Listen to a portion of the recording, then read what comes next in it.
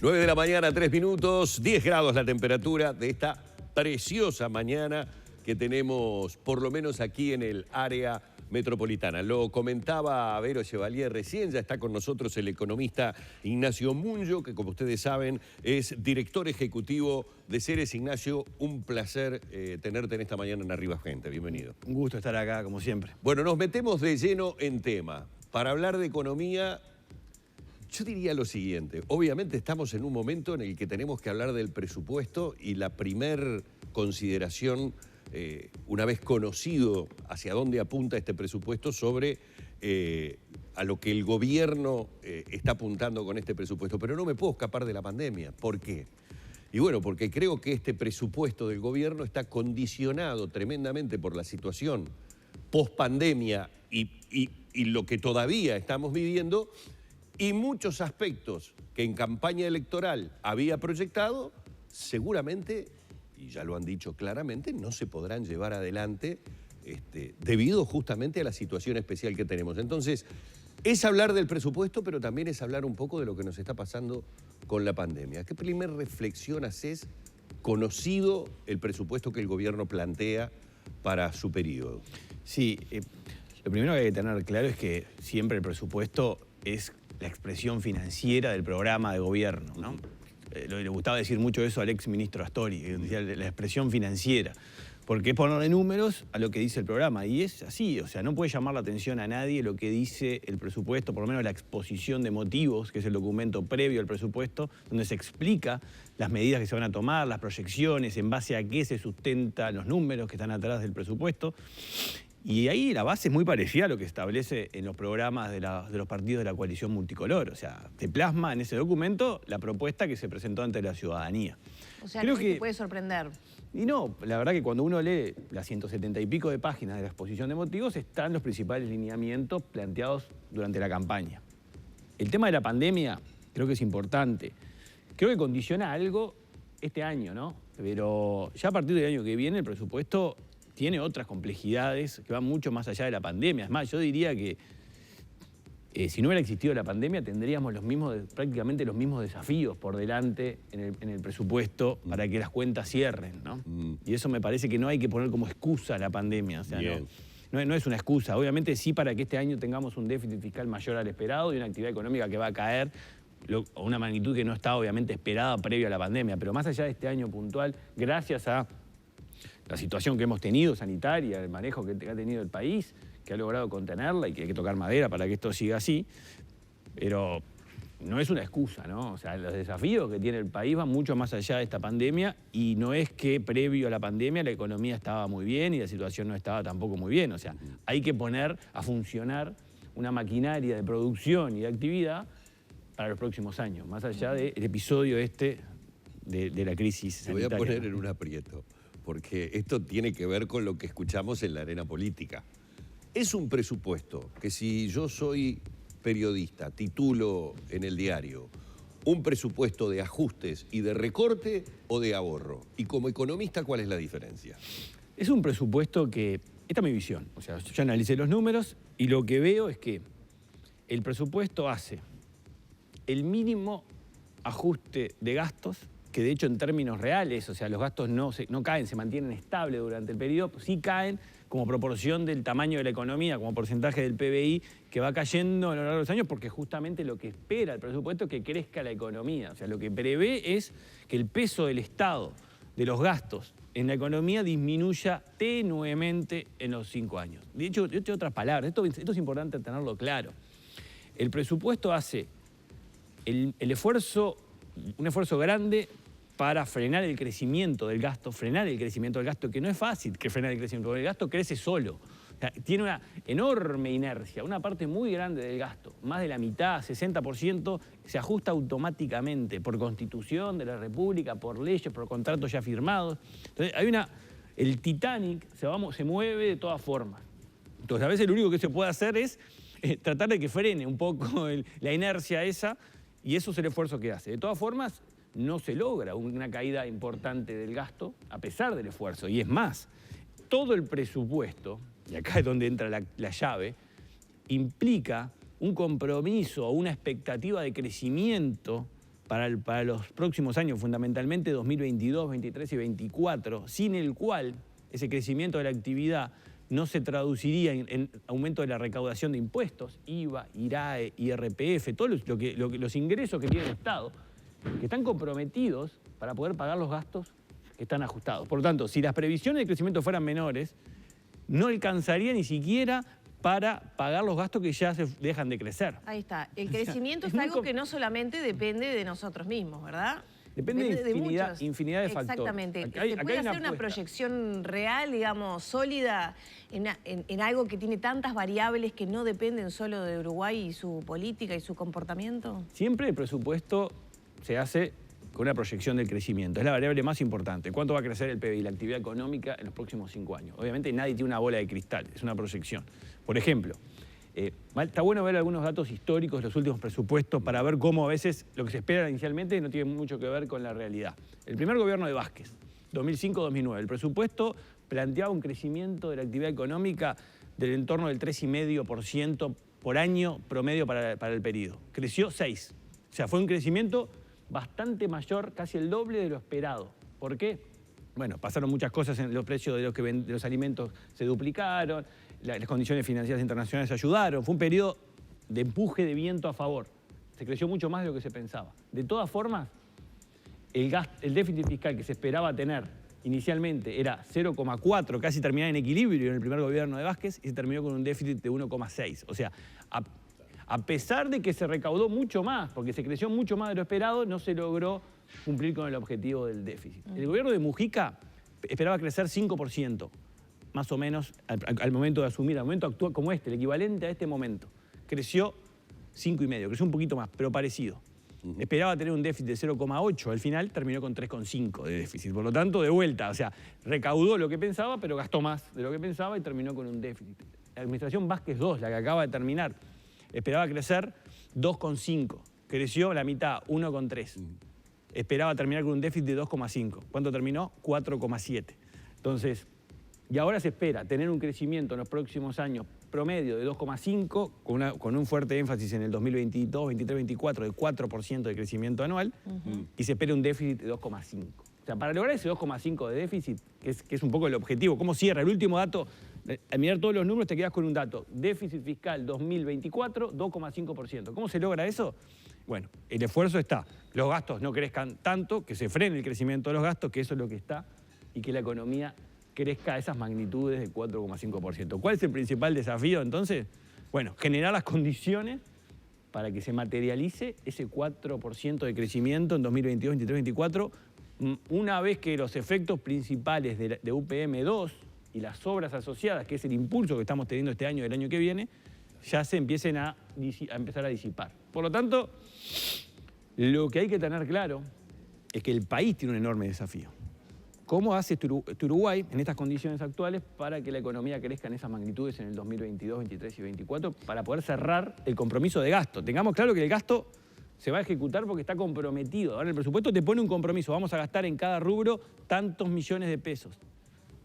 Vamos a recaudar para pagar eso impuestos en base a una proyección, ¿no? O sea, claro, una proyección versus una realidad.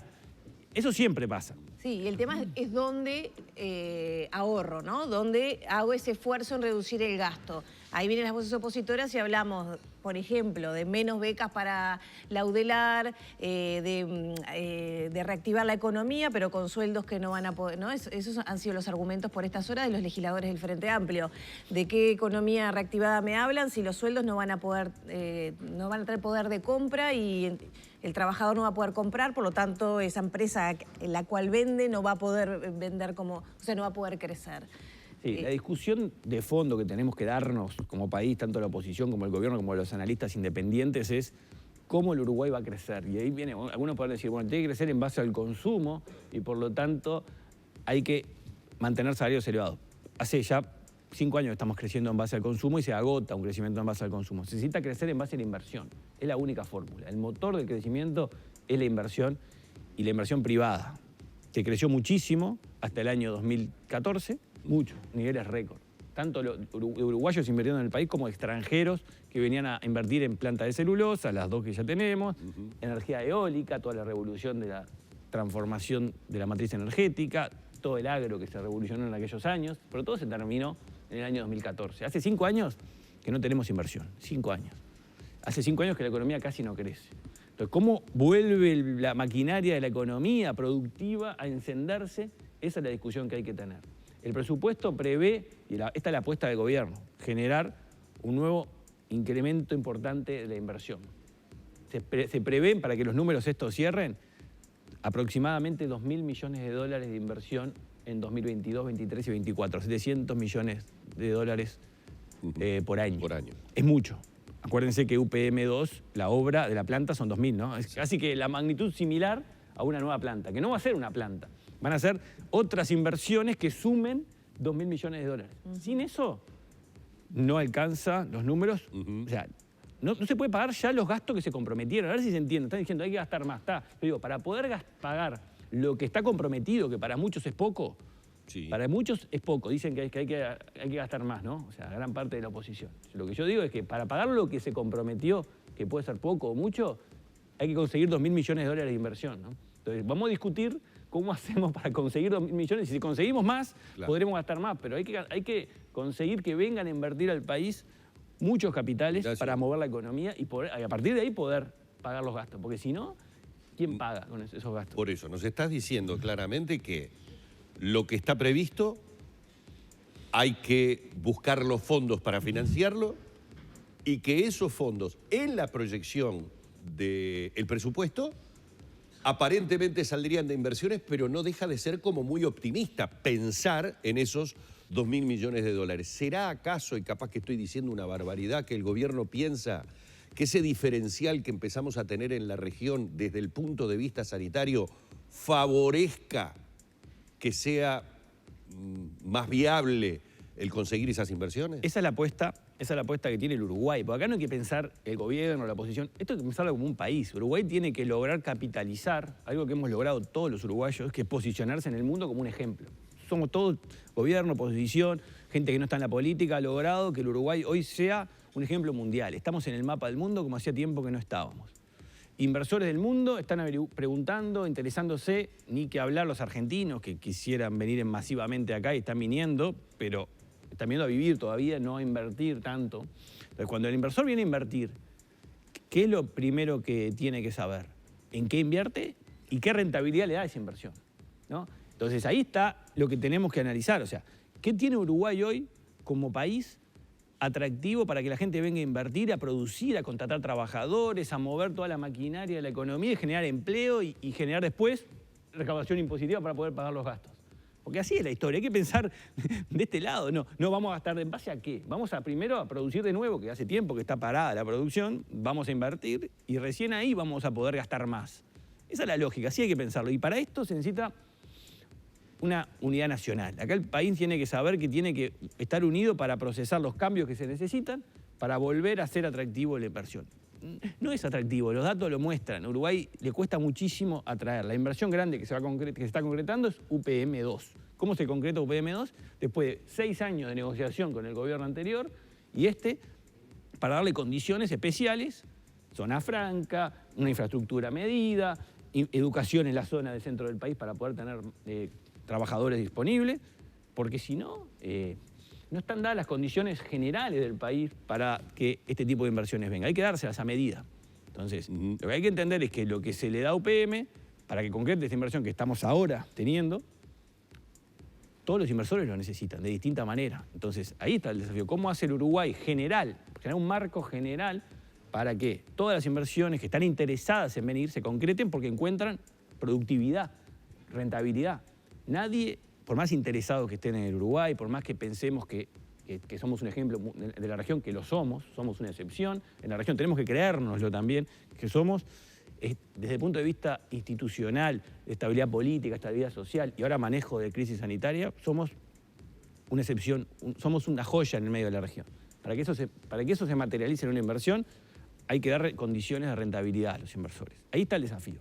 Si se dan esas condiciones, implica reformas que el país tiene pendiente hace mucho tiempo, ¿no? No es fácil esto, entonces es un gran desafío. ¿Condiciones como cuáles? Tú nombrabas algunas zonas francas, hay que cambiar el tema de legislación laboral, por ejemplo. Hay aspectos de la legislación laboral que han quedado a contramano de las necesidades laborales. O sea, más que cambiar, hay que actualizar, hay que buscarle una vuelta para compasar el mundo del trabajo moderno con la legislación vigente en el Uruguay, de la forma que logre proteger a los trabajadores, pero a los que están trabajando, pero también dar la oportunidad a los que no están, porque hoy los que no consiguen trabajo son los que están más perjudicados también. Claro. Entonces, eso es el tema. Y hoy todos los empresarios, y esto basta hablar con cualquier empresario de cualquier rubro, están buscando la forma de contratar la mínima cantidad de trabajadores por lo que se ha generado. O sea, eso es una realidad. ¿Por lo que se ha generado qué, por ejemplo? Los costos no salariales asociados con la contratación. O sea, hay todo un costo no salarial. O sea, los salarios no es que no tienen que... El tema no es el corazón de la remuneración que se lleva el trabajador, es toda lo que hay alrededor de eso, así como otros costos para producir, ¿no? Costos que el pago del BPS... La luz... al contratar a un trabajador, ¿cuáles son los costos no laborales? O no salariales, perdón. Hay un costo muy grande que es un costo que no se ve, no es un pago directamente a un rubro, sino es la inseguridad jurídica que genera la contratación de trabajadores hoy a las empresas, que tienen que tener un aparato legal asociado muchas veces, que es un costo. Tienen que pagarle a especialistas legales para asesorar a qué hacer con los trabajadores. Piensen en empresas grandes, ¿no? Que tienen muchos trabajadores. Eso es un costo muy grande. ¿Por qué? Porque la regulación laboral actual genera grises, inconsistencias, interpretaciones ambiguas que generan un costo finalmente a la hora de contratar. Ya solo aclarando muchas de esas cosas, se le reduce un costo al que está del otro lado contratando e invirtiendo. Pero ese es uno solo, porque hay que pensar cómo se hace para producir. Hay muchos costos. Un costo obviamente es contratar trabajadores para que puedan producir y generar valor. Después está el costo de funcionamiento. Es muy caro funcionar en el Uruguay, es caro. Es caro pagar energía eléctrica, pagar los combustibles del Uruguay, por más que no se han subido puntualmente ahora, es caro, sigue estando caro a nivel regional. Es muy caro, por ejemplo, el puerto de Montevideo. Sacar un container del puerto de Montevideo sale 2 o 3 veces más que sacarlo del puerto de Santos o del puerto de Buenos Aires. 2 o 3 veces más. El proceso, una vez que el camión llegó al puerto, deja el container y para poder sacarlo te encarece enormemente el producto final. Entonces, esos son los tipos de cosas que hay que revisar. Y son cosas históricas, son regulaciones que se fueron poniendo históricamente, trabas, sobrechequeos, duplicación de trámites. Eso existe en todos los sectores.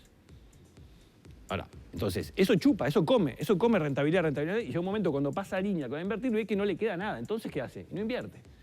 Ahí hay que entender, o sea, el partido. Ahí se juega el futuro de los próximos años. Esto tengamos claro.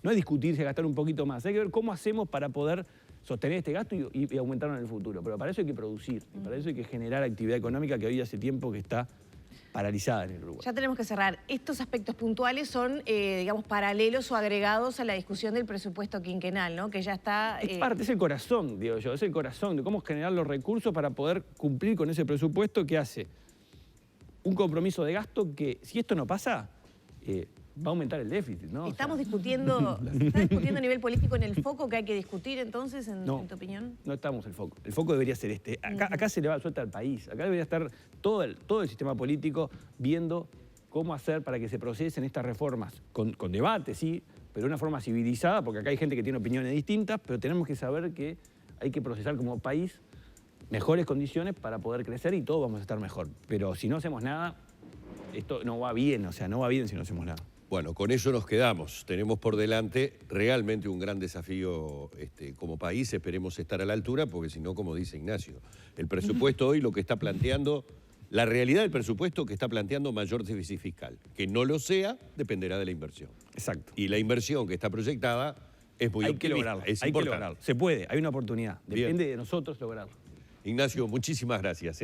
Un gusto. Ignacio Munyo, en la mañana de Arriba Gente, economista, director ejecutivo de Ceres, a propósito del presupuesto presentado por el equipo económico de gobierno.